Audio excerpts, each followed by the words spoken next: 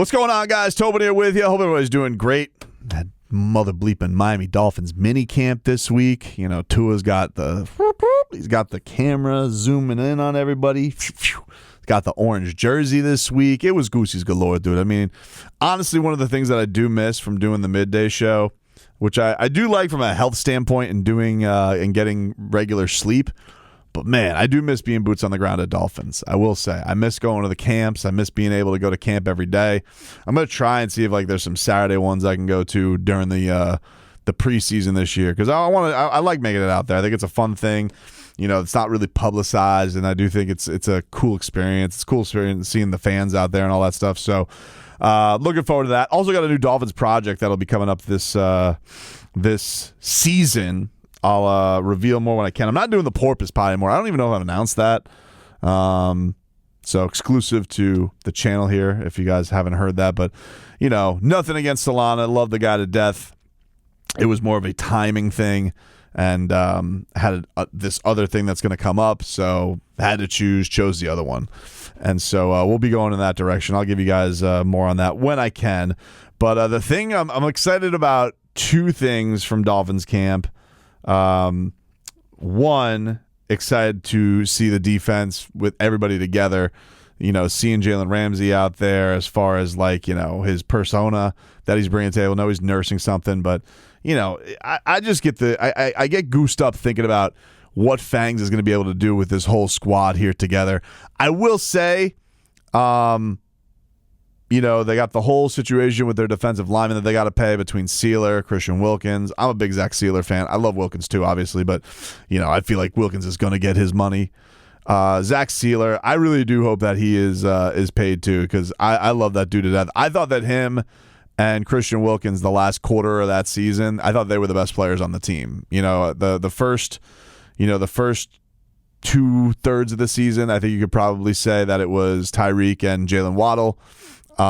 Keeping Tua out of it, but I'm talking about other guys on the field. I think that it was Waddle. It was the Waddle Tyreek Hill show for most of the year, but I thought that last close of the year, I thought that it was Christian Wilkins and Zach Sealer. So I hope that they are taken care of with that whole deal. But man, the Connor Williams thing's a little bit weird to me. You know, I'm not a guy who usually cares about whether guys hold out or make statements. I'm like, you know what? I get it. It's a brutal sport. These teams will cut you in a second. You know, but a lineman not showing up to minicamp is a little bit weird to me. You know, it's like, one, it's minicamp. You're not hitting. You know, you're supposed to be this leader of the offense. You are under contract. You're not going to get hurt. You know, maybe somebody can come up with an example of a center who, you know, tore something while snapping a football in shorts. But I doubt it. And I just thought, like, hey, dude, they brought you in here. They moved your position. They kind of revived your career, right? I'm all for the guy, you know, getting what he thinks is worth, whatever. You know, I think he's guaranteed 8 this year. Okay. He's definitely looked at on this offensive line as one of the guys that you feel good about. I think everybody feels good about Armstead. You feel good about Connor Williams, and you feel good about Robert Hunt. But I was like, dude, really? Like, you missing minicamp to make a stink? All right, I guess, but like, I don't know. That's usually a star move. I'm like, Connor Williams is not one of the stars of the team. That one I found a little bit strange, that he's out here making a stink to get his contract. And especially, you know, center in a lot of ways, that's like the quarterback of the line. You know, they get everything organized. They call things out, even though I'm sure that Armstead is looked upon as the leader of the line. Yeah, him missing minicamp was a little bit, I thought that was a bit of a misplay by him. I don't know if it's going to cost him and they'll go in a different direction or what, because I don't know what options are out there for him right now.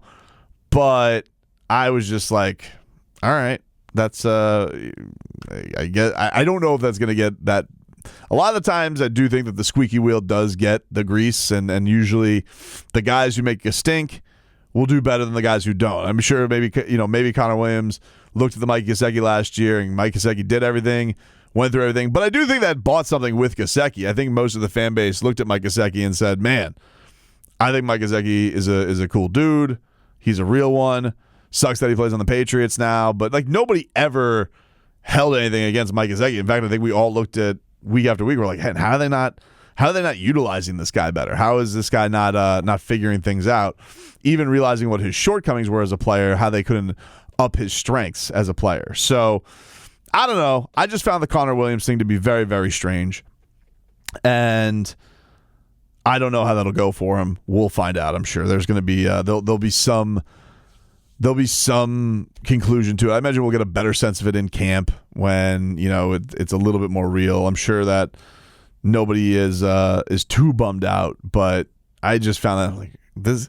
And the one thing I'll say is like the guy holding out at camp. That's usually a big juicy sports radio topic. You go, oh, should we debate? Should we not? And, I would say to everybody, it's like, this is about the lamest holdout I've ever heard of. Because it's like, yeah, Connor Williams is a nice player, but they literally just kind of like found him, moved a position, and credit to him, he was good at that position last year. But, I'm almost under the impression that like, okay, maybe there's somebody else they could recognize that could have success at that center spot. I'd rather have him because clearly they had success with him last year and felt that he was a good player, but I just didn't think that. I'm like, that's holdout worthy what he did last year. All right. But the thing I'm obviously most excited about, Uno, right, dude? Let's be real about it. He's back. He's healthy. He's doing jiu-jitsu. And dude came back swole as hell, all right? Tua Tagovailoa, big muscle, looking like he never skips leg day. Big, stout, put together. And Mike McDaniel was saying about it, he says, didn't have the complete picture of what type of professional he was. And as we stand right now, this dude is everything you look for in a starting quarterback in terms of professionalism and how he attends to his job, how seriously he takes it. He takes pride in making sure he does his job, but more importantly, how he makes others better at their job. All of that can fall on deaf ears if you're not living it yourself. So I think it's empowered him to kind of go through there, owning the position, going about the verbiage of the offense, and motivating his teammates and encouraging him. That probably doesn't look the same if he didn't go about his individual work on his body, which has residuals all over the place. So you're taking his ability to make certain plays is enhanced, his ability to protect himself is enhanced, and his ability to communicate and do his job to his teammates is enhanced. It affects everything, which, that's Goosey's galore. Really, really great. But I was also, so I love that. This was Tua. This was him discussing adding the muscle. Here's what the Dolphins quarterback had to say on that. I'm trying to work on everything. As much as I'm trying to work on throwing the ball, getting the ball to the guys, being able to push the ball a lot more downfield, getting in the playbook, I'm doing the same with my body. Ooh, yeah. And look, credit to the trainers and everybody that got him right for that, and credit to Tua for noticing that. And by the way, Goosey's galore for Tua going to the Dolphins game, getting the crowd rallied. You had Dan Marino banging the drum, and you had Tua doing the third period rally for everybody. So, fantastic. A lot of Dolphins in attendance for that. Mike McDaniel would expect that he's going to be at 601 Biscayne Boulevard tonight for Heat and Nuggets, as you have a game for the NBA Finals tonight. Excited to get down there for that and be boots on the ground for everything there. But then that wasn't even the best part. That wasn't even my favorite quote about Tua this week, to be honest with you. It was from Tyreek Hill. And Tyreek Hill, who backed Tua in a big way this past season when he first came here and, stuck his neck out publicly for a guy, and everybody was calling him a fool and a liar and saying he was only doing it because he got the check and all that stuff.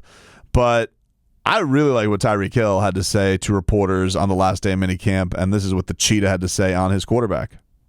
Man, I will tell you this, man. Tua has stepped up a lot, in his leadership role. I know last year was my first year playing with him, but seeing him this year, he's more vocal, with the offense and, leading, in group chats and stuff like that, organizing, outside workouts outside of the Miami Dolphins stadium. Because I told him when I first got here, I said, bro, like, you should be comfortable with telling a group of wideouts to just meet you somewhere. Like, we're going to pull up regardless. So he's been doing a great job. But overall, for the whole team overall, is there anything major you guys have noticed? I mean, I feel like we only going to go as far as our quarterback going to take us, like he's QB1. So that's the only thing I watch. There you go. So Tyreek Hill, a couple of things I point out. One is that, it's almost a level of Tyreek Hill holding Tua accountable. Like last year was almost like Big Brother coming in, and he's going to buoy this guy. He's going to lift up his spirits. He's going to say all the things that will give him the confidence, and that'll be palpable for Tua, no matter what kind of crazy headlines it makes. No matter what kind of promotion that it does. He's almost like I always say, Tyreek Hill, he's almost like, the Dolphins' Don King. He's like, he can, and maybe I'm saying that because I interviewed Don King this week, but he's like, he'll say things, he'll promote you guys, he'll uplift that confidence in a big, big way, try and sell the show. But like this one was this was a tone of like, oh, I definitely noticed that Tua is way more comfortable in his skin, that feels comfortable setting up workouts, and we've all seen the social media workout videos of that stuff.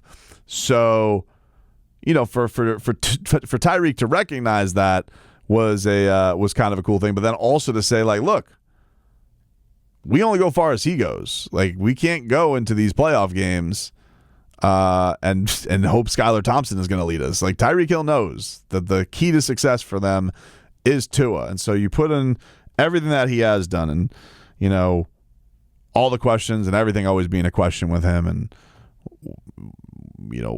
more so than anybody else. It's kind of crazy, but he goes into this year and is taking every measure that he can to try and prevent the head injuries. New helmet, being able to have that relationship with Mike McDaniel back-to-back years, not having to learn a new offense, mastering an offense, knowing a language, and then getting yourself even, bigger. You continue to develop yourself physically.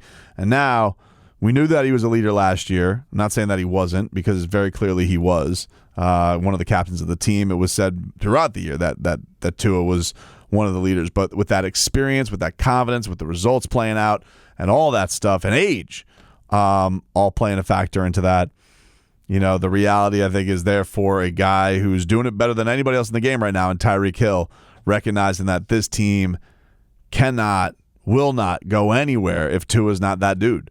And it's like it was an acknowledgement of where he's seen him grow, but also what he needs from him going forth in this very, very critical year for number one of the Miami Dolphins. So those were kind of my big takeaways from minicamp. Love all the defense and Fangs getting everything implemented there, and the meetings of these two superpowers the Dolphins are trying to unify. I don't really get the Connor Williams holdout. It's kind of a weird one to me. Like I would think there's other guys who are more holdout worthy that aren't doing it. And then, of course, it's with the Dolphins, naturally Tua is one of the big stories, and I think that continues to be the case going into this mini camp now with a little break ski until the real deal starts with training camp.